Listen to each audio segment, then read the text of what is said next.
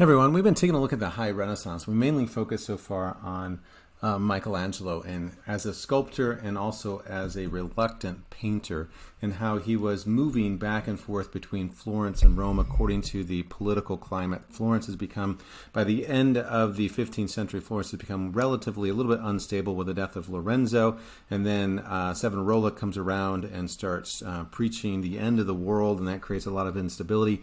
And then also you're going to have France coming in, laying claim to certain regions within Italy as well. And so there's a lot more political instability in the 16th, late part of the 1400s, early part of the 1500s, as we take a look and how that's going to influence the art. Today I want to take a look at painting in Florence. And so we've taken a look at Michelangelo in Rome. I want to take a look at painting in Florence via Leonardo, right? One of Michelangelo's contemporaries, who we've taken a look at, saw painting as a superior art form because you're painting with vivid colors, right?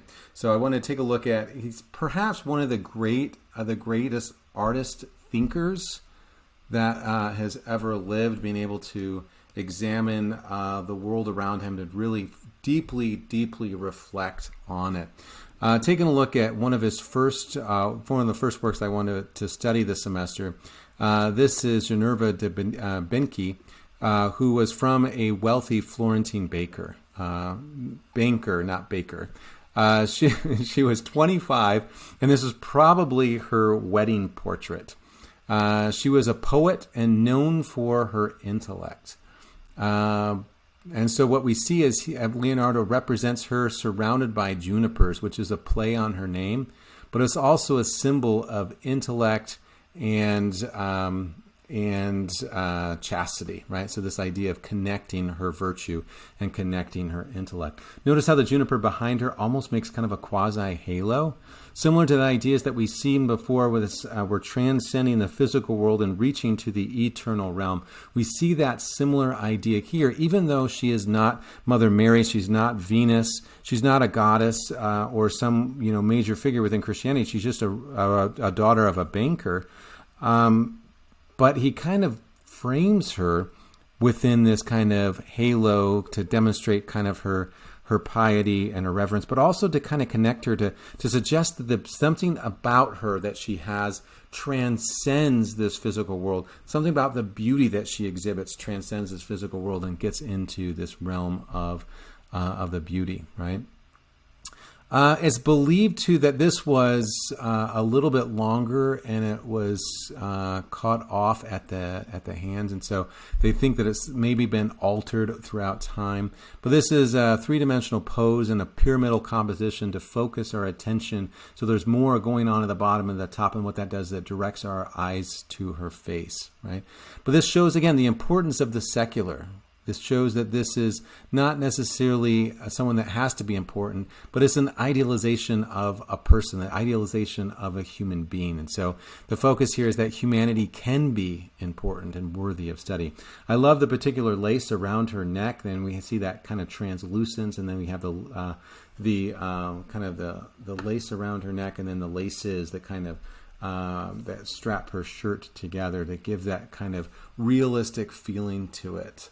Notably, this is the only painting of Leonardo's that is in the United States. This is currently in the National Gallery in D.C. And so if you want to see Leonardo and don't want to travel all the way to Europe, this is perhaps one of them that you can see that's a little bit closer to home.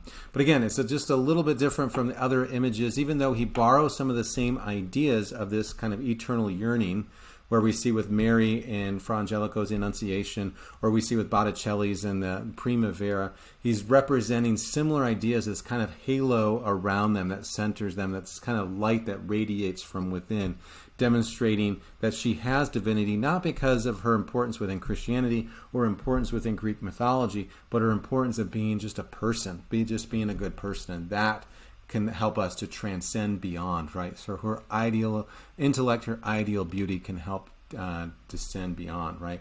So just kind of some indications here. The juniper refers to her chastity, and the laurel represents her intelligence. And so the idea of emphasizing both of those.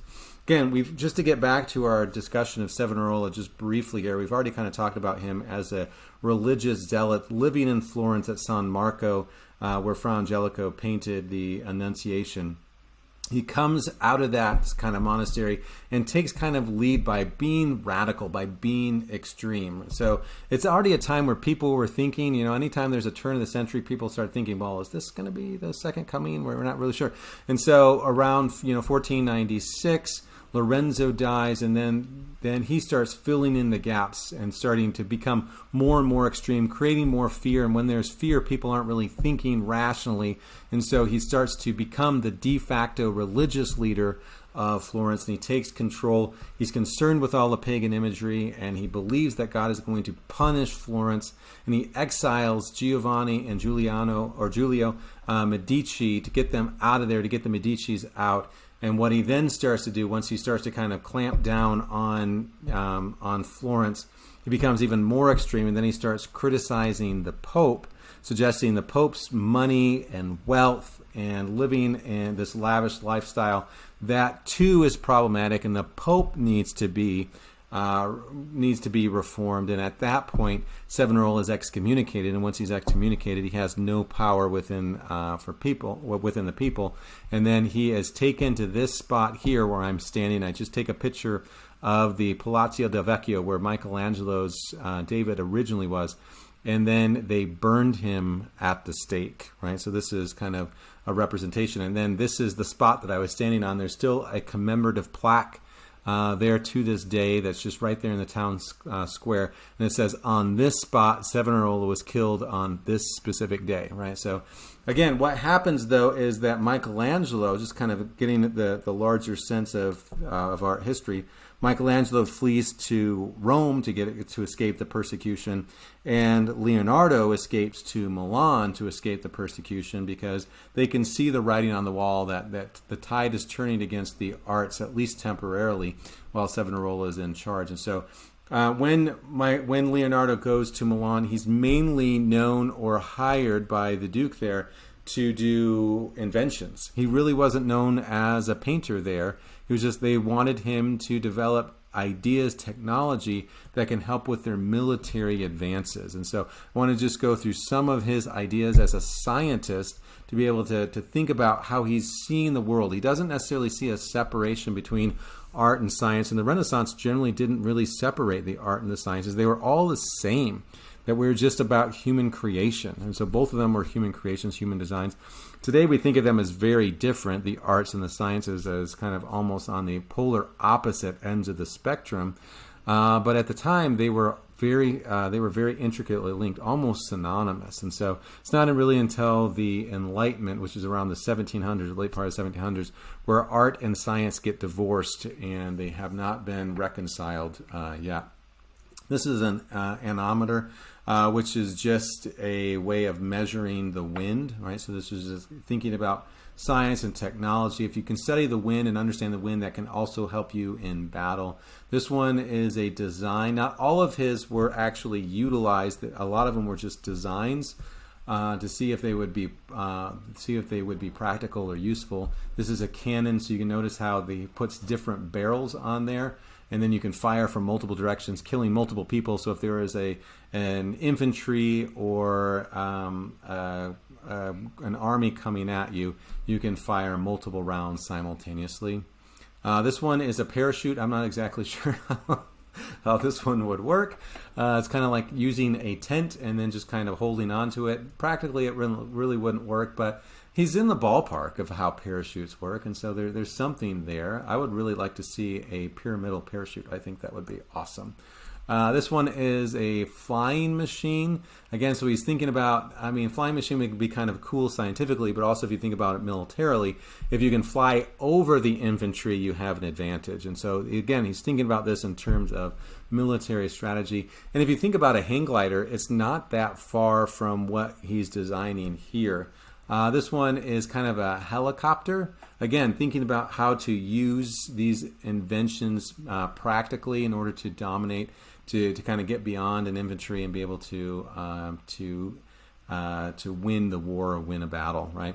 But he's also interested in science and technology and the development of this. And so he starts dissecting cadavers to be able to understand how the body is created. And so that helps, number one, scientifically, we have to understand how the body works in order to heal it, because at the time, they didn't dissect bodies. It was considered irreverent. It was considered bad luck. It was considered a violation of the Catholic Church.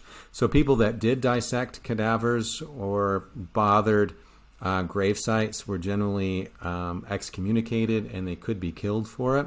So it was a risky proposition, and it really wouldn't have happened until the 15th century, when this was becoming slightly more acceptable as it starts to have some connection with science. As we start to move away from the Catholic Church's dominant ideology, they start to say, hey, let's study humanity, let's study sciences, let's study art. And so it all starts to kind of emerge as this separate field of study, what is known as the humanitatis that we've taken a look at, the humanities. And this also benefits him, number two, by understanding how to create art, understanding how the body works. And so this is able to help them create very realistic forms. This is a diagram of the heart. So again, he's studying how the body works. At the time when if you were sick, you would go to a doctor. I use that term loosely. And they would prescribe you maybe some crushed up gems, maybe some emeralds or rubies or some gold to ingest. And then the whole idea of that is that's somehow going to make your body better, right? So the idea that, I guess the logic of that is, since these gems are precious, God must have put them there for being precious. And because they're precious, they must have some type of healing properties. Didn't work. It caused a lot of poisoning and undue death. So that was kind of the science of the day. But what we have here is a foundation for actual science, where people can say, okay, how does the body actually work, rather than just kind of thinking about, okay, philosophically, how does the body work? Let's actually study it out. And so this is just representing the muscle structure and the skeletal structure together and how they interweave. And so again, this is going to help him make realistic images. Michelangelo is also doing the same thing. At the time when Michelangelo was doing it, he was doing it in Rome. And the Pope said, you know what? I don't want to know what you're doing at night. Here's the key. Just lock up and lock up when you're done. But just don't tell me. It was a kind of a don't ask, don't tell sort of thing. And Leonardo was doing the same thing. The idea was that artists consider themselves students of life, students of humanity. And so they want to understand everything. Here you have a cross-section of a skull. You see some other kind of dissections of the arm above. Then you have a dissection of a fetus that died and a woman that died. And so he's kind of taking a look at how that works. How does the body actually function? And then a representation of the digestive system. But again, the idea and how this kind of all fits within our overall discussion, I think the Vitruvian Man helps to bring these ideas together. You guys have probably seen this one before, but what we see is the science, technology, humanity, art, all coming together here. What the argument was for Vitruvius was that humanity is created by God. God is perfect, so God's creations are perfect. And so the idea is that humanity being perfect should fit into the two mathematically perfect shapes, the circle and the square. And we've talked about the circle and square before in terms of the circle as a representation of the eternal realm and the square is a representation of the physical realm. And so both of them are coming together here, representing that idea. Now, Leonardo's Vitruvian Man kind of cheats a little bit, if you notice. Yes, his arms do fit within the box, but his upper arm doesn't fit quite to the point, right? And if you also notice, if you bring down his arms, they come down a little bit too long, and so he's fudging it just a little bit. And notice how the circle doesn't really fit inside the square, right? And so, but again, it's the idea. He's trying to think about this in terms of humanity is kind of this divine creation, created in the image of God. God is perfect. God uses math as a language. All of these ideas are kind of coming together here. So let's see if we can fit them together. Albrecht Dürer is a German artist. We'll take a look at him in a couple of weeks. But he has that same idea. Here we see the study of proportions. You can see how he's kind of thinking about how long the forearm should be, how long it should be from the shoulder to the elbow. He's thinking about these mathematical proportions in a similar way as these ideas from Florence start moving, not just to Venice or Rome, but they also start moving northward to Germany. But we see that same idea of him thinking about how do we fit humanity inside the circle in a square. And it might be, maybe I'm wrong, but it might be that Dürer does this a little bit less with cheating, right? The arms, I think, are pretty accurate in terms of their length, and how he fits it within the circle is pretty accurate. It's not quite within the idea of a square. With Leonardo gives us more of a complete picture of that. But both of them are seeking to understand humanity and our relationship with the divine. Taking a look at Leonardo and his Virgin of the Rocks, this is another representation of Mary and baby Jesus in this kind of holy conversation.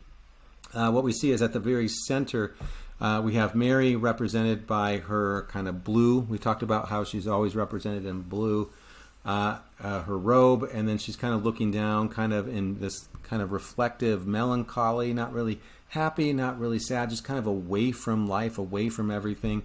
And then on our left to her right is John the Baptist. And so this is the cousin of Jesus, and here she is kind of nudging him, directing him. And then John is kneeling and praying in reverence towards Jesus. Jesus here at the center, or over here on the right-hand side, is being encased with an angel who surrounds him, and then offering his fingers. That's kind of like a finger blessing, kind of I bless you, John the Baptist. But notice how they're all they exist within this space, but also they are kind of apart from humanity, right? Very similar to what we see with St. Francis, with Bellini's St. Francis, this idea of asceticism, of removing yourself from civilization to be able to have a separate space in which to dwell, right? So we see similar ideas to that here, separating to having this holy experience. You have to separate from human civilization. But also notice how within the kind of this cavernous rock structure that they're in, kind of separating themselves, there's a sense of light structure that is unnatural. We don't necessarily, it's kind of shaded all around them, except for the holy figures here have this kind of divine light, this kind of radiance that comes from within.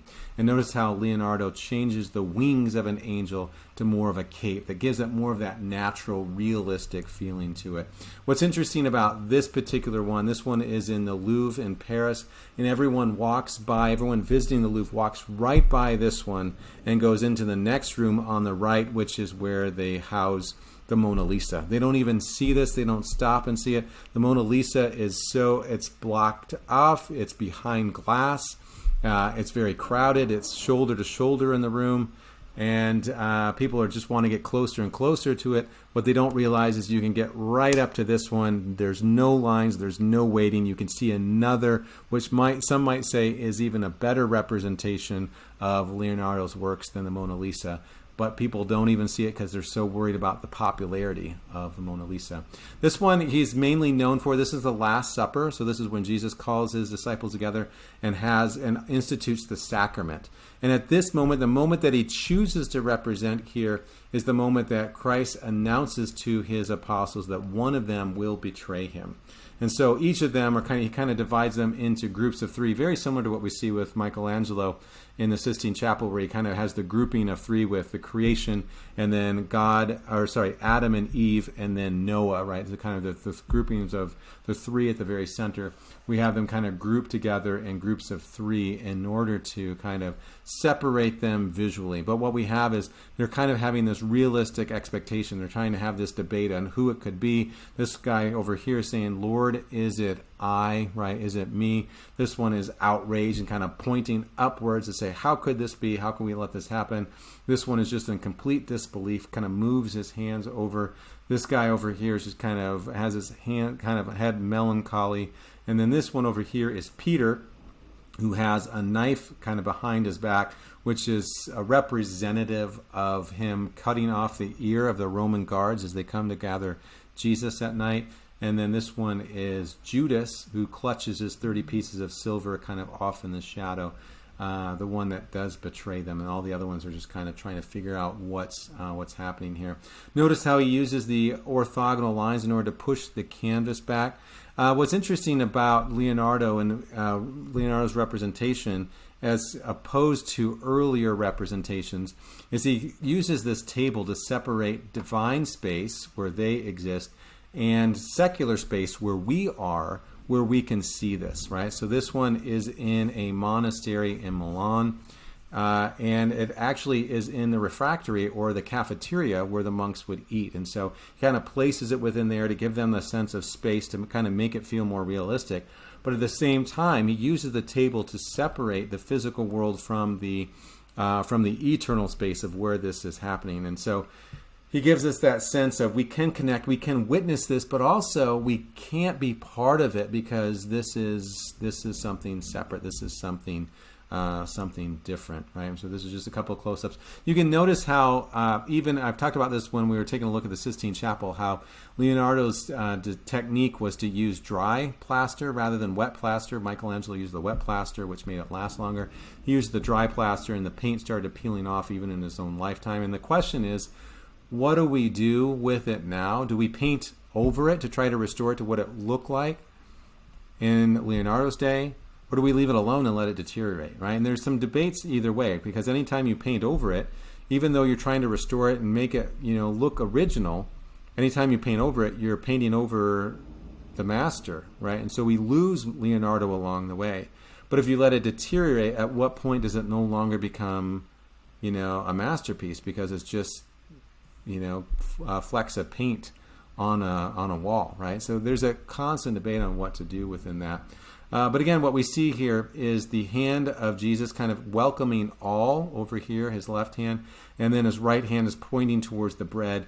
He wants to welcome all, but he's also directing people towards the Eucharist, or the sacrament, right? So again, we have the fall of humanity with Judas betraying Christ, but we also have the direction of how we can come back, how we can reconnect with that eternal space, right? Leonardo's Last Supper represents the moment Jesus tells his apostles that one of them will betray him. Consider how what he chooses to emphasize within this, right? And how does this representation of Jesus contrast that of others, right? And how does Leonardo contrasts divine space with real space? So those are the main ideas that I want you to think about within this one. This one demonstrates the restoration of it. You can kind of see them trying to restore it and what to do. But again, this is a hotly contested debate for art historians on what we should do with this kind of space. All right, we'll leave off with just Leonardo's Mona Lisa. This one is so popular. Everyone is familiar with this particular one. And it's great. It's awesome.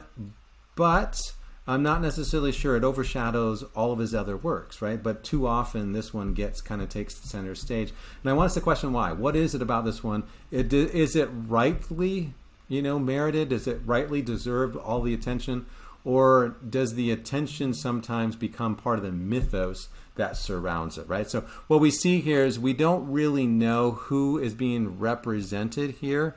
It's just a common average girl that doesn't have clearly any eyebrows, or something happened to her eyebrows. I don't know if you've looked that closely at this one, but if you look closely, she does not have them. But it's more than that. It's a representation of divine beauty, right? That the idea that she could be anyone, she could be a peasant. She doesn't have to be Mary. She doesn't have to be Venus. She doesn't have to be Saint Catherine. She doesn't have to be any major figure. She could just be an average person, but because she has this kind of divine light that radiates within her. Notice how the lighting source is a little bit obscure within this. It seems as though she has this translucence, this kind of light that radiates throughout her, that gives this kind of glow, right? That kind of glow of beauty, that kind of glow of the divine. And then around her, this sfumato technique, this kind of hazy kind of quality that makes it feel as though you don't really know what time it is. That gives us this kind of timeless sense. And so very similar to what we see with other representations of divine and divine figures or heavenly figures, he gives her that kind of sense. He elevates the common person to the elevated element of the divine. And so again, we have that connection between the physical realm and the eternal realm, that anyone can be this beautiful. Anyone can be this divine, right? All we have to have is this kind of radiance about us. And so, and what he represents, what's kind of interesting about this one is the idea of representing this kind of awkwardness. She's not really sure where to put her hands. Her hands are kind of awkward. She has an awkward kind of smile because she's not used to being looked at.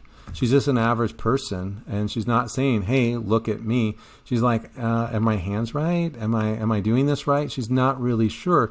Which that innocence about her, which that kind of, that kind of informal nature makes her seem even better, kind of elevates her even more because she seems even more approachable as he kind of uses this idea of approachability, of making something look realistic, look natural, and then being able to elevate that to make it look more divine. So it's a way of directing our attention towards the divine. Very similar to ideas that we've seen before in Leonardo's work, capturing the common elements and then elevating them to the divine, where the one on the right-hand side is about a wealthy, daughter of a wealthy banker. Mona Lisa is just a common person, right? But she has this kind of element of beauty that radiates within her that makes her more divine.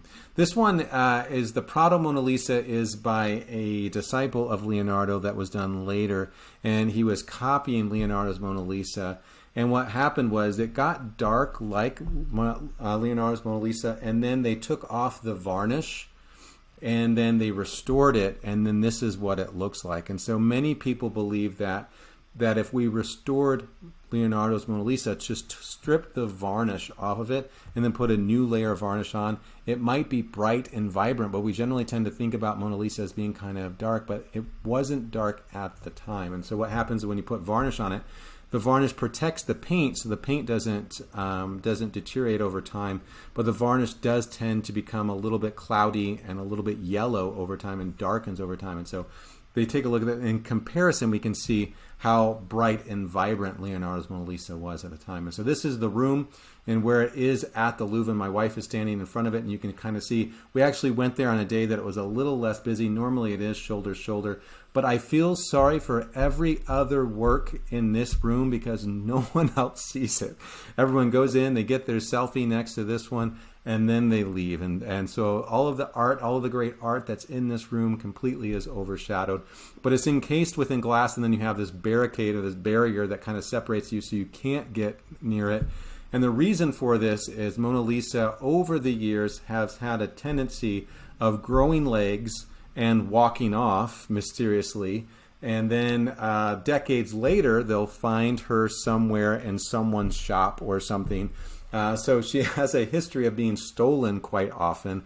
And I think that only adds to the mystique, to the legend that is Mona Lisa, the fact that she's been stolen so often and then recovered. The problem with stealing art is art does not have a statute of limitations. And so if you steal something, 50 years later they find it, it still goes back to the original owner, and so there's no statute of limitation. So it's always going back to the original owner. So they find the provenance, they find the history they find the trail of where it was sold, and then the last person that sold it goes back to. So the Louvre has owned this one because Leonardo went to France. He ended up in France. That's where he spent the rest of his life, and so there's some works of art that he has in France.